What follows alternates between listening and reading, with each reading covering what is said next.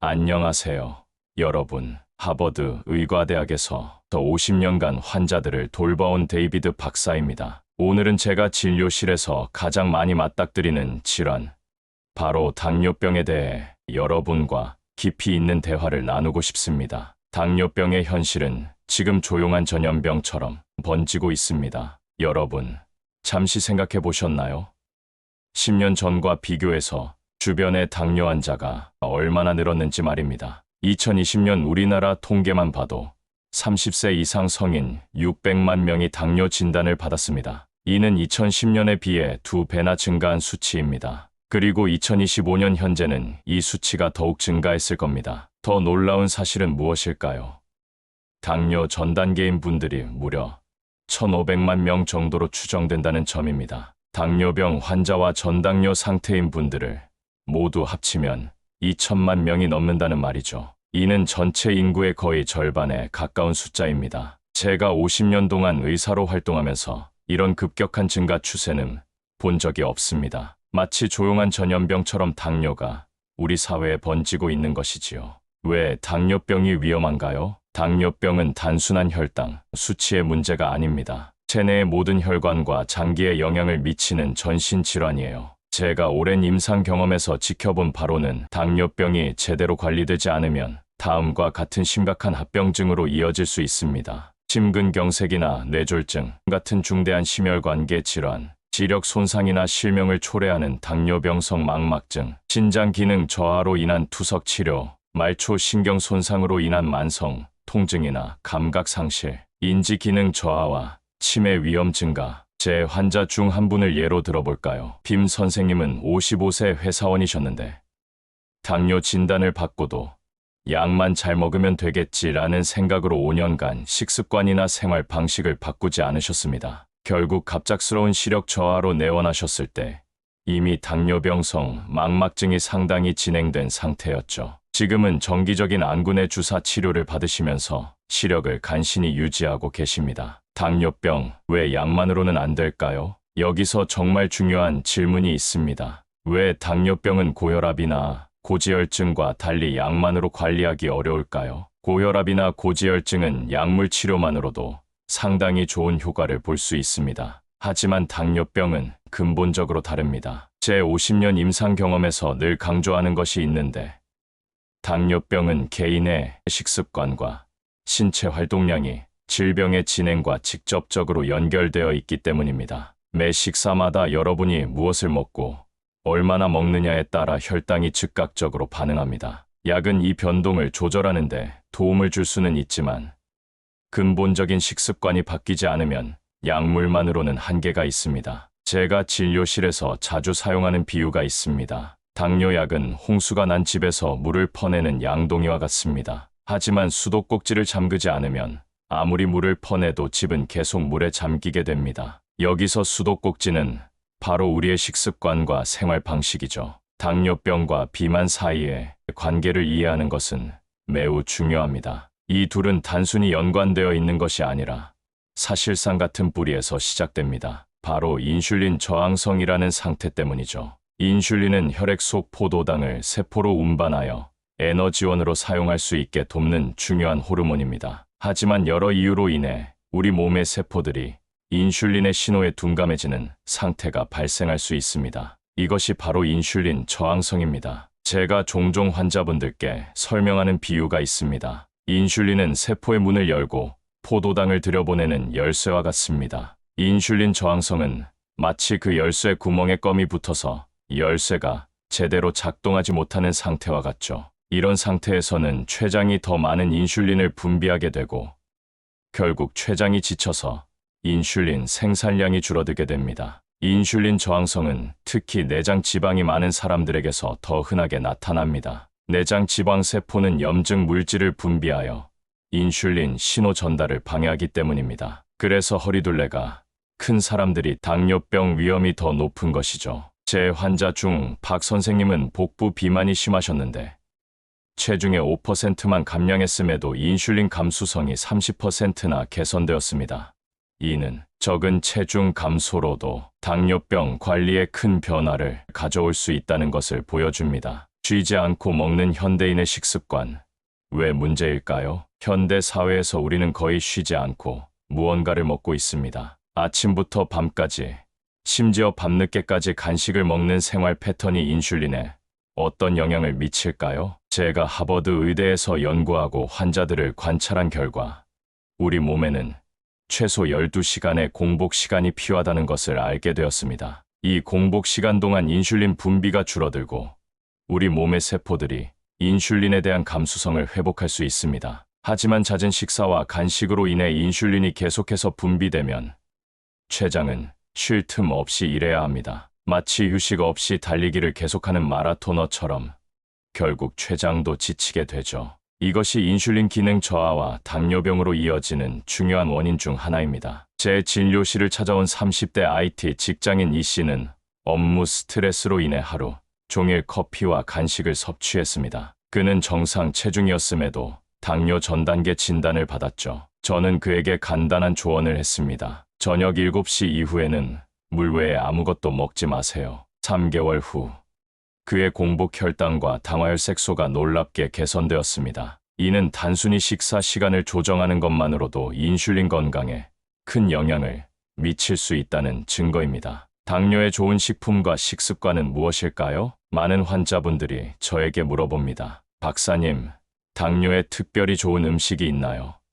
이에 대한 제 대답은 항상 같습니다. 특별한 슈퍼푸드는 없습니다. 중요한 것은 전체적인 식습관입니다. 하지만 당뇨 관리에 도움이 되는 몇 가지 식품과 식습관을 공유하고 싶습니다. 첫째, 단백질을 우선 섭취하라고 권해드립니다. 탄수화물을 먹기 전에 단백질이나 섬유질이 풍부한 음식을 먼저 섭취하세요. 이는 혈당 스파이크를 완화하는 데 큰 도움이 됩니다. 예를 들어 밥을 먹기 전에 계란이나 두부, 채소 반찬을 먼저 드세요. 둘째, 좋은 단백질원을 섭취하세요. 달걀은 완전 단백질로, 특히 삶은 달걀은 기름 없이 고품질 단백질을 섭취할 수 있어 좋습니다. 달걀 노른자에 대한 콜레스테롤 우려가 있지만 최근 연구에 따르면 적당량의 섭취는 오히려 루테인 같은 유익한 성분을 제공합니다. 셋째, 채소의 힘을 믿으세요. 당근은 당 함량이 있지만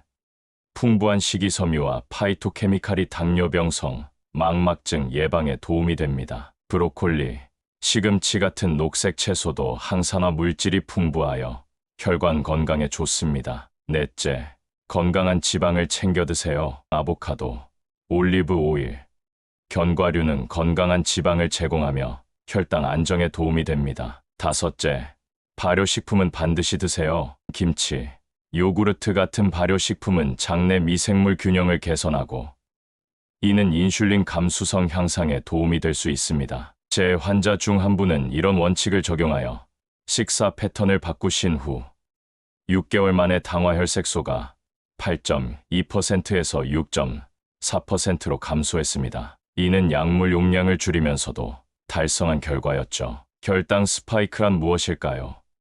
이는 음식 섭취 후 혈당이 급격히 상승했다가 빠르게 하락하는 현상을 말합니다. 연속 혈당 측정기 같은 최신 기술 덕분에 우리는 이제 이런 현상을 실시간으로 관찰할 수 있게 되었습니다. 많은 사람들이 공복 혈당이 정상이라고 안심하지만 직후에 혈당이 200mg/dL 이상으로 치솟는 경우가 많습니다. 이런 급격한 혈당 변동은 혈관, 내피, 세포의 염증과 산화 스트레스를 일으켜 미세혈관, 손상의 원인이 됩니다. 제 진료실에서는 환자들에게 혈당 스파이크를 줄이기 위한 3가지 핵심 전략을 가르칩니다. 첫째, 식사할 때 음식 먹는 순서를 바꾸라고 말합니다. 밥이나 면 같은 탄수화물 위주의 음식을 먼저 먹지 마세요. 채소나 단백질 음식을 먼저 먹은 후에 탄수화물을 섭취하세요. 이렇게 하면 혈당 상승 속도가 현저히 줄어듭니다. 둘째, 식후 운동은 반드시 하라고 말합니다. 탄수화물이 많은 식사 후 10에서 20분간 걷는 것만으로도 혈당 스파이크를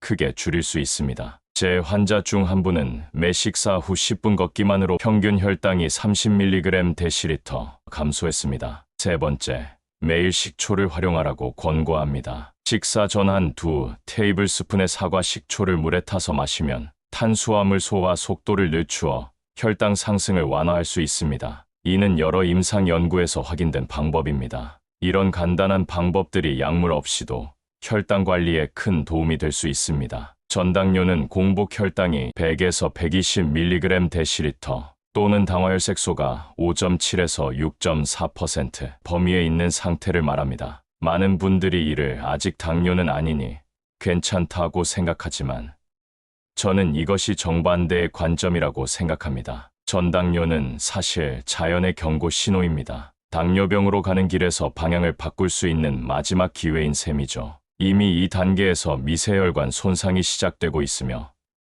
췌장은 정상보다 더 많은 인슐린을 분비하여 보상하려고 노력하고 있습니다. 제가 50년 동안 수천 명의 환자를 치료하면서 얻은 가장 중요한 교훈은 바로 이것입니다. 전당뇨 단계에서 적극적으로 생활 습관을 바꾸면 당뇨병으로 진행되는 것을 막을 수 있을 뿐만 아니라 완전히 정상으로 돌아갈 수도 있다는 것입니다. 미국 당뇨병 예방 프로그램 연구에 따르면 생활 습관 개선을 통해 체중의 5에서 7%만 감량해도 당뇨병 발생 위험을 58%나 줄일 수 있습니다. 이는 약물 치료보다 더 효과적인 결과였습니다. 제 환자 중 정 씨는 45세 때 전당뇨 진단을 받고 정말 적극적으로 생활 습관을 바꾸셨습니다. 매일 30분 걷기, 간헐적 단식 도입, 탄수화물 섭취량 줄이기 등의 노력을 통해 6개월 만에 당화혈색소가 6.3%에서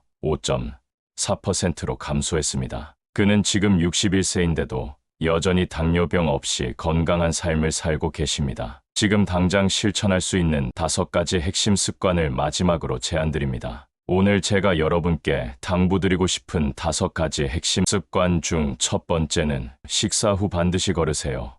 1020분만 걸어도 혈당 관리에 엄청난 차이가 납니다. 특히 탄수화물이 많은 식사나 과일을 먹은 후에는 꼭 움직이세요. 둘째는 12시간 이상의 공복을 유지하세요. 예를 들어 저녁 7시 이후에는 아무것도 먹지 않고 다음 날 아침 7시에 첫 식사를 하는 방식으로 인슐린에게 휴식을 주세요. 셋째, 가공식품과 당 첨가된 음식은 가급적 멀리하세요. 특히 탄산 음료를 피하세요. 이들은 혈당 스파이크의 주요 원인입니다. 천연식품 위주의 식단으로 전환하세요. 넷째, 스트레스 관리와 충분한 수면을 취하세요. 스트레스 호르몬과 수면 부족은 인슐린 저항성을 높입니다. 명상, 심호흡, 요가 등으로 스트레스를 관리하고 7에서 8시간의 양질의 수면을 취하세요. 당신의 선택이 미래를 결정합니다. 여러분, 50년간 의사로 일하며 수천 명의 당뇨병 환자를 만나보니 한 가지 명확한 진실을 알게 되었습니다. 당뇨병은 약만으로는 해결할 수 없는 질환입니다. 하지만 반대로 생활 습관의 적극적인 개선을 통해 놀라운 변화를 만들어낼 수 있다는 것도 사실입니다. 당뇨병이라는 질환을 약의 힘만으로 이겨내려 하지 마세요. 약은 여러분의 여정을 돕는 동반자일 뿐, 궁극적인 해결책은 바로 여러분의 매일의 선택들입니다. 오늘 저녁부터 시작해보세요. 식사 후 10분 걷기, 아침에 단백질과 채소를 먼저 섭취하기, 저녁 식사 시간을 조금 앞당기기, 이런 작은 변화들이 모여 큰 차이를 만들어냅니다. 당신의 몸은 놀라운 회복력을 가지고 있습니다. 단지 그 회복력이 발휘될 수 있는 환경을 만들어주기만 하면 됩니다. 제가 50년 동안 의학을 공부하고 환자를 치료하면서 얻은 가장 소중한 지혜는 바로 이것입니다. 우리 몸은 스스로 치유할 수 있는 놀라운 능력을 갖고 있다는 것입니다. 여러분의 건강한 미래를 응원합니다. 감사합니다.